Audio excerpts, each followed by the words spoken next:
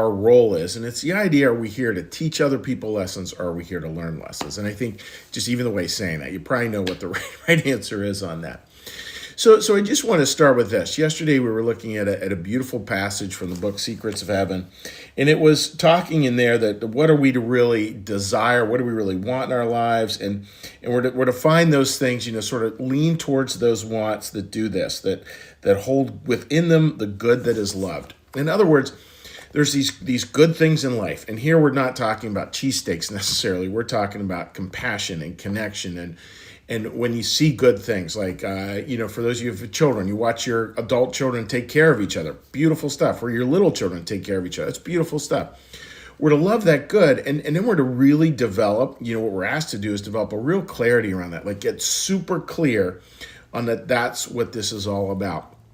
Because that'll help us sort our lives. I mean, again, our lives, my life, and I imagine yours too, can get so spun out over a silly little thing. Traffic on I-95, an argument with an insurance company. Like, it all spun out on all these things. And that's not what God's asking us to do. God's not asking us to spin out. He's asking us to look, please find the clarity around the good things in life, the really true, humanly good things in life, the parts where, as in heaven, so upon the earth, those thin places where heaven touches earth. And you know where those places are. Get super clear around that. Really lean in there and allow the other stuff. You're still going to have all these anxieties, but allow them to just be at the surface. Don't allow them to get into your core. And so a little word of caution here. One of the things I'm like really, really, really sensitive about is sometimes people will come into religious contexts and they will really think their job is there to teach other people lessons. In other words, other people don't see the world right, but they do, so they're going to help other people to see it. All kinds of things like that I've seen over the years, and sometimes other people be like, well, I really get married, so I'm going to join a marriage group so I can teach people about how marriage really works, and that just doesn't work, and it's off-putting. It's off-putting to the people who are joining those groups. It's off-putting certainly off-putting to me as a pastor. We have to lean away from the idea we're here to teach other people lessons. And what we want to do more is we're here to learn lessons, and we're here to learn lessons together.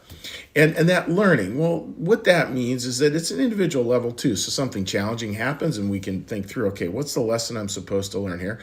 I want to say up front, my wife and I were talking about it, sometimes life does not have lessons. I mean, I've definitely seen things that happen that I'm thinking, there's no lesson here. This is just really hard. And maybe the only lesson is that we keep on moving through life. Maybe that's the only lesson. But we do want to search, what are the lessons here? And that includes for the positive things. What are the lessons here? I was listening to little thing. Again, I'm in my 60s now, so thinking about retirement things and all that kind of stuff. And one person brought up on a podcast, said a wonderful thing. He said, look at the lesson. What was the worst financial decision you ever made, and what was the lesson you learned from it? And I love that, because we can learn a lot from that. And there's a lot of learning lessons. But I don't want anybody coming to me with something saying, I'm going to teach you a lesson about this. I want to be responsible for learning the lessons of life. And I think that really is so much what we're trying to do. We're trying to learn the lessons of life. One author I really liked, he said, that's why, it sort of speaks to a heaven, because we learn so many lessons in life, and God would just not care about those later on, like this is it, so there's nothing else. No, it's we learn those lessons, and those lessons we take with us to heaven. And how beautiful that idea is. And it does mean, friends, that what if there's somebody in our life that we know is struggling, that may be struggling with addiction, any number of things, or a teenager who's really struggling with making the world all about them. Can we teach them a lesson? Yeah, but it's we can do it very gently. We don't need to come in there saying, I'm here to teach you a lesson. What we can do is we can watch where life will inevitably fall and fail, and we can talk about what's the lesson you feel like you're learning right now? That's always a great question. What's the lesson you feel like you're learning right now? And my experience is most of the time people really know. I was remembering back to way back when, an employee I had years and years ago, probably 25, 30 years ago now. And this person, their job performance was okay, but they needed some areas to brush up on. And I was trying to think how to talk to them about this. And I always started out with when I did evaluations for employees to say, well, how do you feel like you're doing?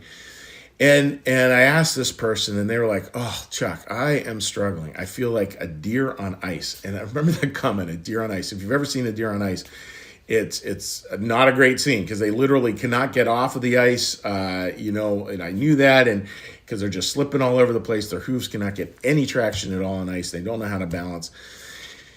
And I just thought, oh, what a great line, because and the person ended up being a great employee. So, but it opened up a whole lot of conversation around what are the lessons we're learning here? What are the lessons we're learning right now? Really ends up being a beautiful way to see it.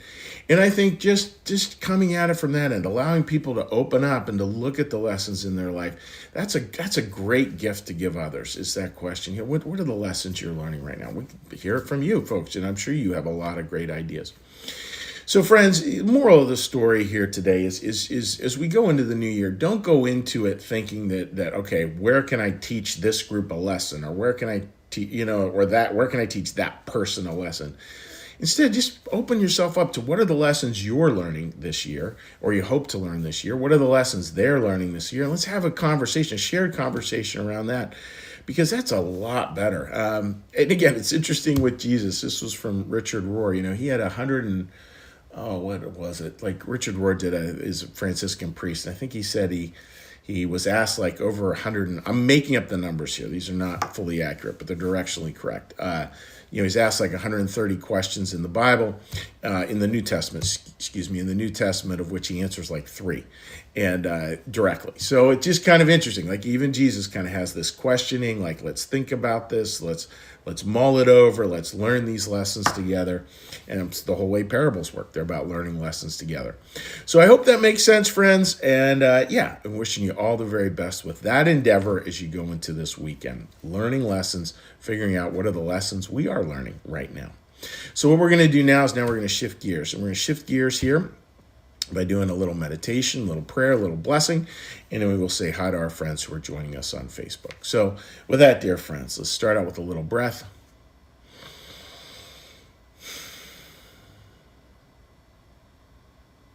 And a meditation. Be still and know that I am God. Be still and know that I am. Be still and know that I. Be still and know that. Be still and know. Be still and. Be still. Be. Our Father, who art in the heavens, hallowed be thy name. Thy kingdom come, thy will be done, as in heaven, so upon the earth.